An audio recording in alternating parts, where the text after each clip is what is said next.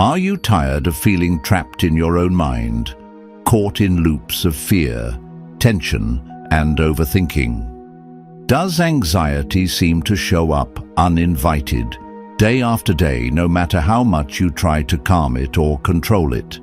You've probably read tips, tried meditations, and done your best to push through. But deep down, there's still a sense that something's missing, something more meaningful, something that goes beyond just coping. What if anxiety wasn't just a problem to fix, but a signal pointing towards something deeper within you?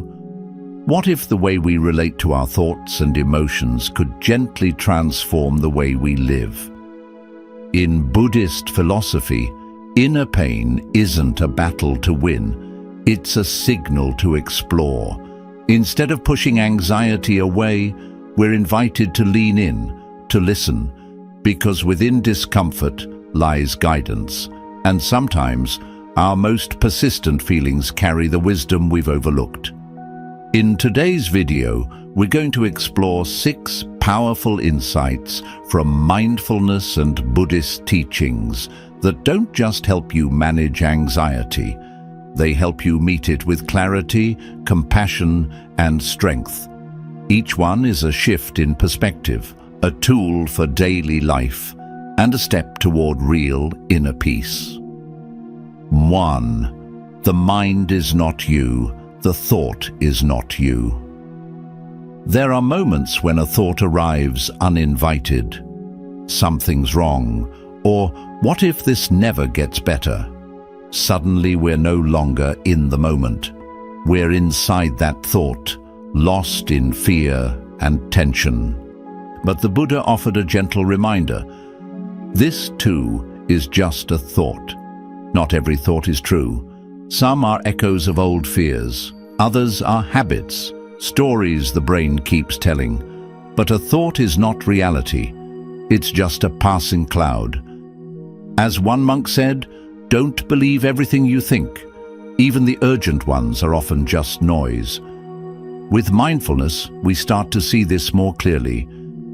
Take Eva, 76, widowed, adjusting to life alone. After her husband's death, she began to fear things like falling, forgetting, losing herself. Real concerns. But they were just thoughts, not facts. And they came with racing heartbeats and restless nights. Eva joined a mindfulness group. One day the teacher asked them to write, "This thought is not me. It is just a thought." It seemed odd at first, but soon Eva used it whenever fear came, and slowly the fears lost their grip. This is called non-identification, knowing you are not your thoughts. They come and go like wind in the trees. Some are useful, some not, but none define you. The goal isn't to fight thoughts, but to notice them, to say, "I see you, but you're not real. You're not in charge." It's a small but powerful shift, from being inside a thought to watching it pass. As Ajahn Chah said, let go a little and you'll find a little peace. Let go completely and you'll be free. So when the next wave comes, meet it gently. Whisper, "This too is just a thought." 2. Mindfulness, returning to now. It often starts subtly, a slight unease during morning tea, a tight chest while folding laundry, a feeling that something's wrong though nothing's happened. For many older adults, especially those living alone, anxiety can creep in quietly, pulling the mind away from the calm of now into the shadows of worry and memory.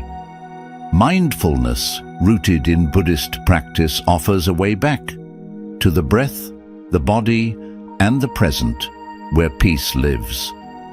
It's not about silencing thoughts, but gently noticing them, feeling your breath, noticing your steps, being where you are, not where your mind wants to wander. The Buddha said, "Do not dwell in the past. Do not dream of the future. Concentrate the mind on the present moment Anxiety looks ahead, but the present asks only for your presence. Let me tell you about Leo, a retired carpenter. After moving into a smaller home and settling into a quieter routine, the silence began to feel heavy. His mind filled with what-ifs. What if I forget something? What if I fall? What if I become a burden? His doctor suggested a local meditation group. Leo hesitated but went. The first session: sit, breathe, notice. At first my thoughts were loud, he said, but then I heard my breath, birds, the warmth in my hands. That changed everything. He began sitting in his garden each day, just breathing, not trying to fix or force anything, just watching his thoughts like passing clouds, and over time they grew lighter. Mindfulness won't erase hardship, but it teaches us to meet it with gentleness. You are not the storm, you're the sky holding it. And when your mind drifts, don't judge. The moment you notice, you've already returned. That's the practice. So if anxiety visits in your quiet moments, don't resist. Offer your breath. Feel your feet, the sunlight, the rhythm of your inhale and exhale. This is not denial, it's a homecoming. As Thich Nhat Hanh said, feelings come and go like clouds in a windy sky. Conscious breathing is my anchor. Take a breath now. Feel it rise and fall, and quietly say to yourself, I am here, and here is enough. 3. Compassion, the strongest kindness that softens anxiety. Anxiety often carries a quiet, cruel voice, one that doesn't come from others but from within. Why can't you handle this? You should be stronger, you're too much. Over time, this voice doesn't just stir fear, it creates shame. But Buddhist wisdom offers an antidote: compassion, not just for others, but for ourselves, especially ourselves. Many older adults were raised in a world that valued toughness over tenderness. You gave care to children, partners, parents, while ignoring your own exhaustion, sadness, and fear. And now, with more time and quiet, those buried emotions often rise: anxiety, regret, grief. But the path to peace isn't about perfection, it's about softness. The Buddha said, you yourself, as much as anyone in the universe, deserve your love and affection. Take Clara, a 79-year-old retired nurse. She had always been the strong one, the caretaker. But after retiring and losing her sister, Clara was overwhelmed by anxiety. I don't understand, she said. I've always held it together. At a mindfulness class, the teacher invited everyone to place a hand over their heart and silently say, may I be kind to myself in this moment? May I accept myself just as I am? Clara struggled at first. It felt awkward, selfish even, but the teacher gently said, compassion isn't ego, it's the courage to stay with your pain, not turn away. That moment shifted something. Her anxiety didn't vanish, but she stopped fighting it alone. She began writing letters to herself, forgiving the tired, hurting parts she had long ignored. Slowly, she began to feel whole again. In Buddhism, compassion is medicine, and like any medicine, it works best when taken regularly, especially in times of distress. Simple ways to practice self-compassion. Speak gently to yourself. Say, this is hard, and I'm doing my best. Place your hand on your heart during anxious moments. Remind yourself, I am here. Treat yourself as you would a dear friend. Acknowledge your strength. You've come through so much, and you're still here. Compassion doesn't remove pain, but it changes how we carry it. It turns anxiety into something we can sit beside, rather than something we have to escape. Thich Nhat Hanh wrote, "When you love someone, the best thing you can offer is your presence. That includes yourself. So the next time anxiety shows up, don't shut it out. Sit with it. Ask what it needs. Hold it like you would a frightened child. Because sometimes your heart just needs to know it's not alone." 4. Not mine, not me. A sacred return to inner peace. There are certain moments, quiet yet piercing, when anxiety wraps around us so tightly that we start to believe it is us. The pounding heart, the racing thoughts, the inability to focus, they don't feel like fleeting experiences, they feel like identity. In those moments, we whisper, "I am anxious," mistaking anxiety for selfhood, when in truth, it's only weather passing through. More than 2,500 years ago, the Buddha offered a teaching both simple and radical, one that can release us from this mistaken identity. A thought so gentle yet powerful, it can ease the hold of anxiety like sun burning through morning fog. This is not mine. This is not me. This is not who I am. This teaching isn't about pretending we're not anxious. It's about freeing ourselves from the illusion that our suffering defines us. In the Anatta Lakkhana Sutta, the Buddha explains the concept of non-self, the understanding that our thoughts, emotions, and sensations are not the totality of who we are. Just as the sky is not the storm, we are not the anxiety that moves through us. When we cling to anxiety, seeing it as a part of ourselves, we fuel it.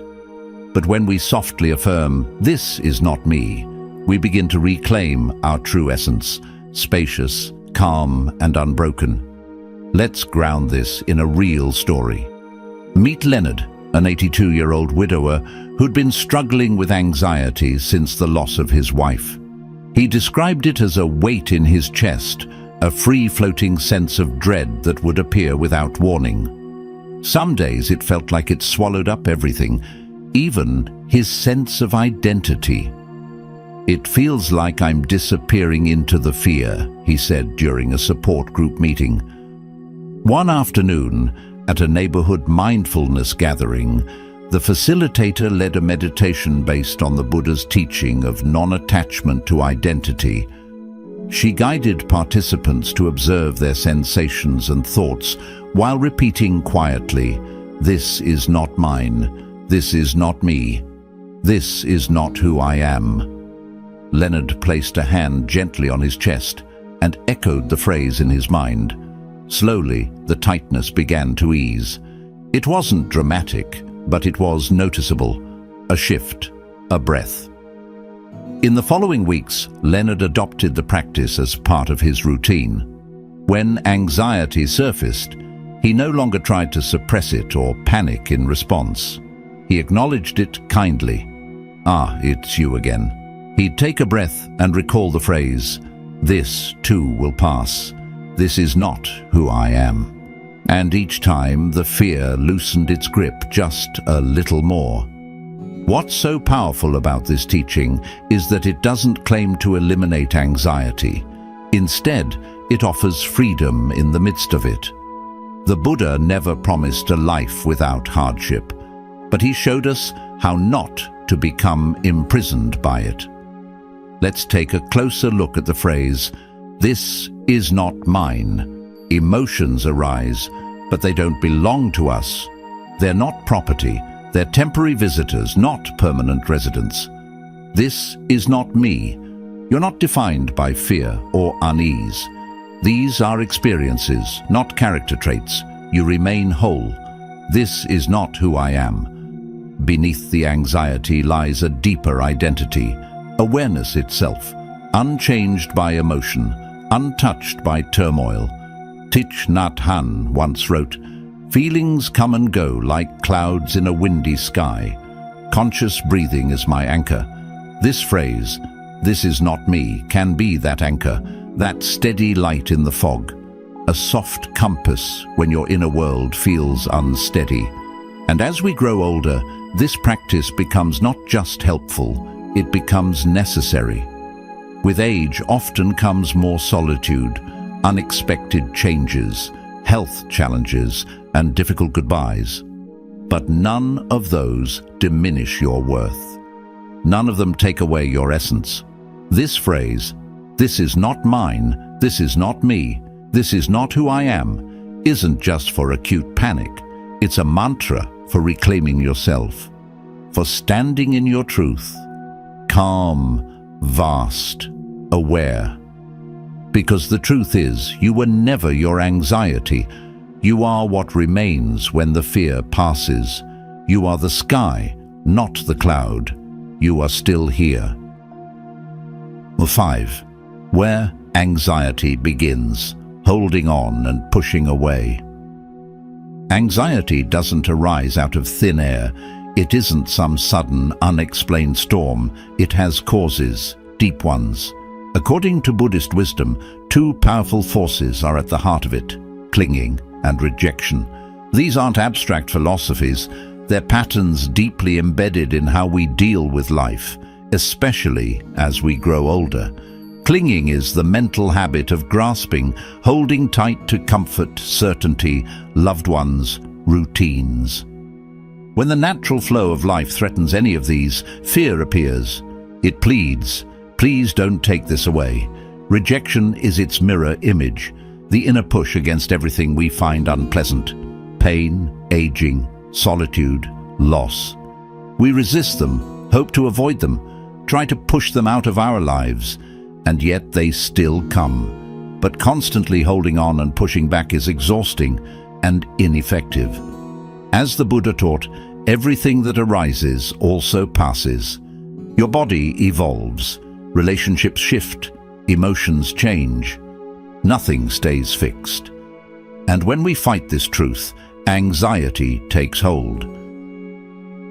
Let me tell you about Brian, a retired architect. For years, he spent his afternoons sketching in his garden studio, a ritual that gave him joy and purpose. But after his eyesight began to deteriorate, drawing became difficult. He felt unmoored. "It's like I lost a part of myself," he once said quietly. Those afternoons used to be mine.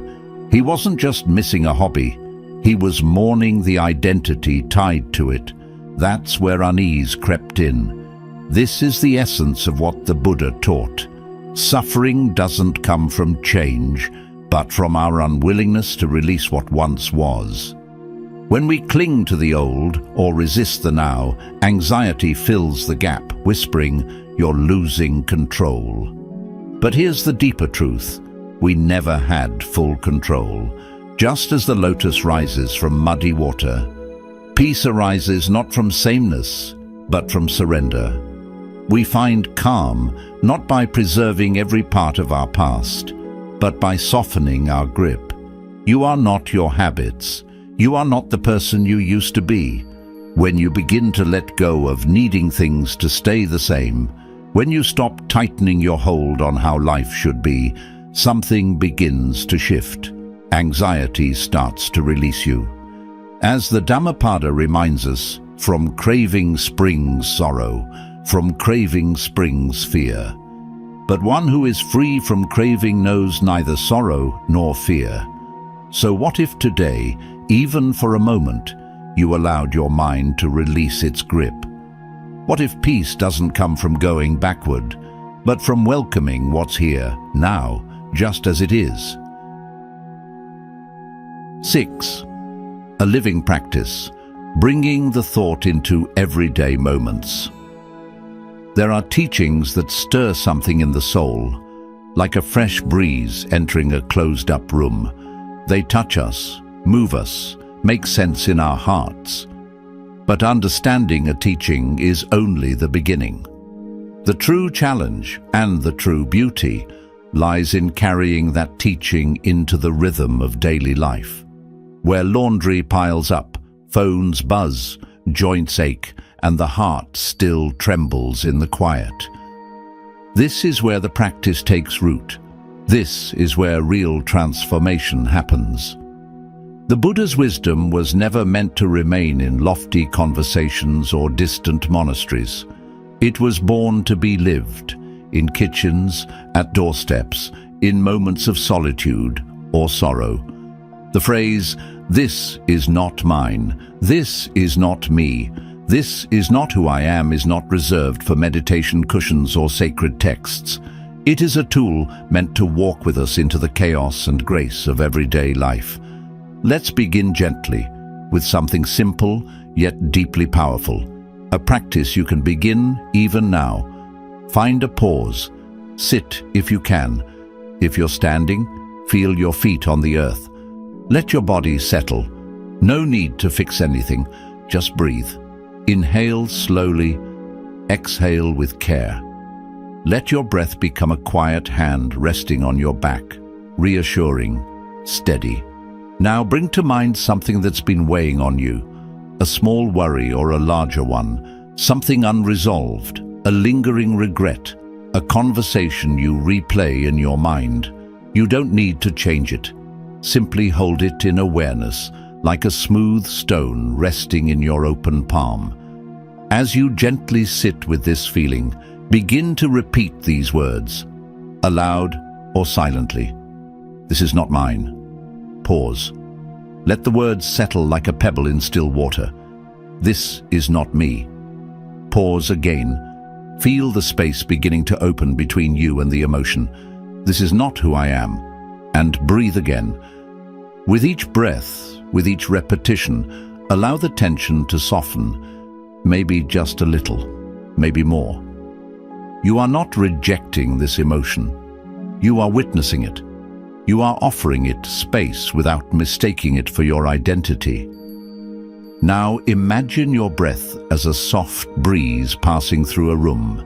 It flows through the space where this worry resides, airing it out, not forcing it to leave, but simply opening the windows, allowing freshness in. The room remains. It is spacious and grounded. That room is you. The anxious thought is only a guest. It may linger, but it is not the owner. This is the essence of the practice. Let's talk about when to use this. You don't need to be sitting in silence or wrapped in incense to awaken peace. You need it at 3 a.m. when your mind starts spinning. You need it when your grown child forgets to call and you wonder if you've done something wrong. You need it when your body whispers that time is passing and you feel something slipping just out of reach. These are not failures of your spirit. These are human moments, and they are where the practice belongs. In those moments, don't chase perfection. Return to presence.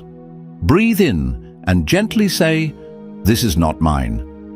Breathe out. "This is not me." Breathe again. "This is not who I am."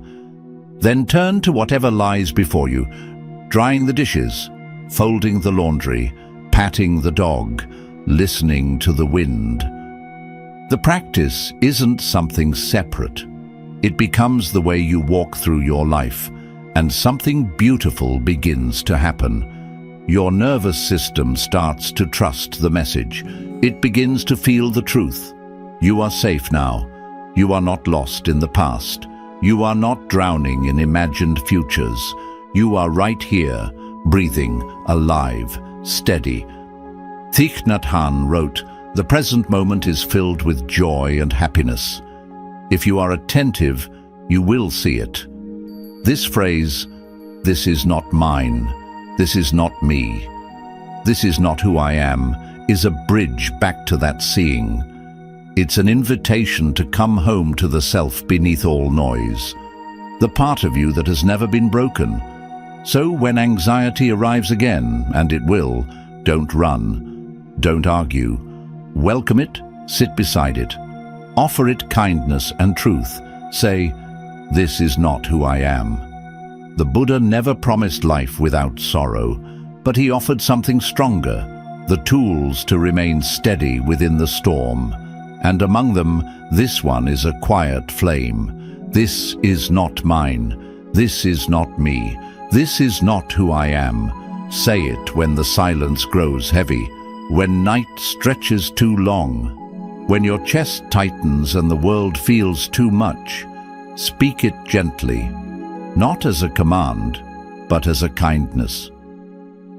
Before we end, I want to leave you with a question.